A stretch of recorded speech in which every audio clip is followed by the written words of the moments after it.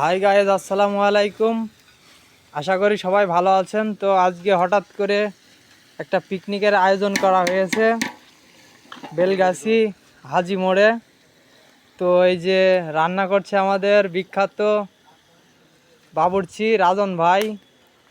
কিছুদিনের ভিতরে সে প্রবাসী হবে। তো রান্নাটা সে খুব ভালো করে, বাট আজকে খাওয়ার পরে দেখব পরীক্ষা করে যে কেমন হয়। তো রান্না চলছে। আর এই যে আপনাদের সবজি, ওখানেও সবজি আছে। তো রান্নার আইটেম হবে সবজি, ডাউল, আর এই যে দেশি মুরগির মাংস